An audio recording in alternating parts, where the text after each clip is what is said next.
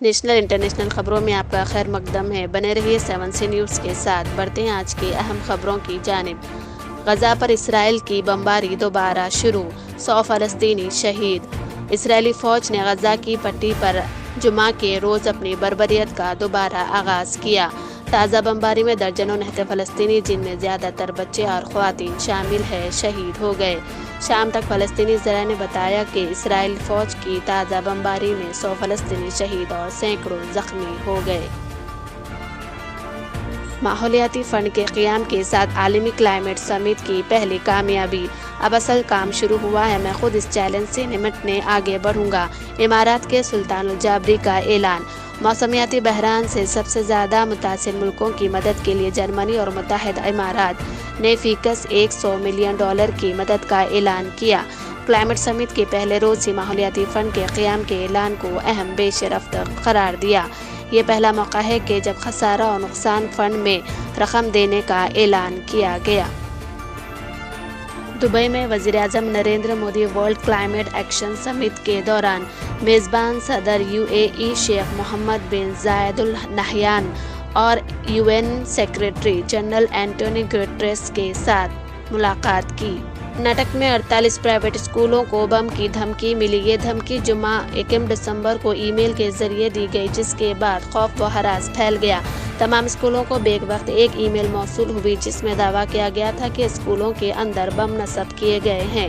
School انتظامیہ نے فوری طور پر پولیس کو اطلاع دی۔ پولیس نے اسکولوں سے طلبہ و عملے کو نکال کر سرچ آپریشن شروع کر دیا۔ تاہم ڈپٹی CM DK شرما نے ای میل کو افواہ قرار دیا۔ انہوں نے کہا کہ گھبرانے کی ضرورت نہیں ہے، ہم 24 گھنٹے میں ملزم کو پکڑ لیں گے۔ گجرات ہائی کورٹ کے فیصلے پر جماعت اسلامی نے خیر مقدم کیا۔ جماعت اسلامی کے نائب صدر ملک معتصم خان نے گجرات ہائی کورٹ کے فیصلے کا خیر مقدم کرتے ہوئے کہا کہ ڈویژن بینچ نے لاؤڈ اسپیکر پر اذان پر پابندی کی درخواست کو مسترد کرتے ہوئے درخواست گزار کی سرزنش کی۔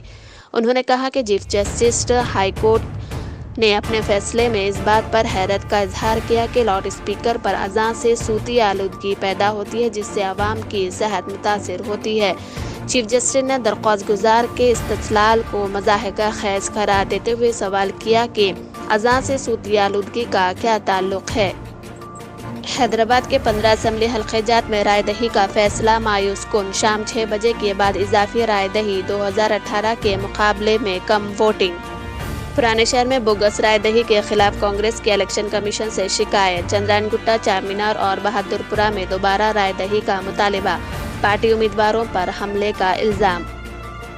بوگس ووٹنگ میں ملوث کئی مجلس کارکن گرفتار۔ پولیس حبیب نگر، سنتوش نگر، دبیر پورہ کی کارروائی، کیمیکل اور دیگر مٹیریل ضبط۔ تلنگانہ میں رائے شماری کے انتظامات مکمل، کل صبح 8 بجے آغاز۔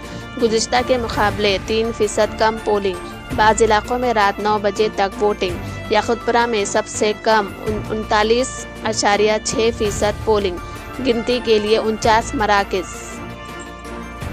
ریونت ریڈی کی سیکورٹی میں اضافہ، کئی اعلیٰ عہدیداروں کا ربط۔ صدر پردیش کانگریس کی قیامگاہ پر قائدین کے حامیوں کا ہجوم، امکانی چیف منسٹر کے طور پر مبارکبادیوں کا تسلسل۔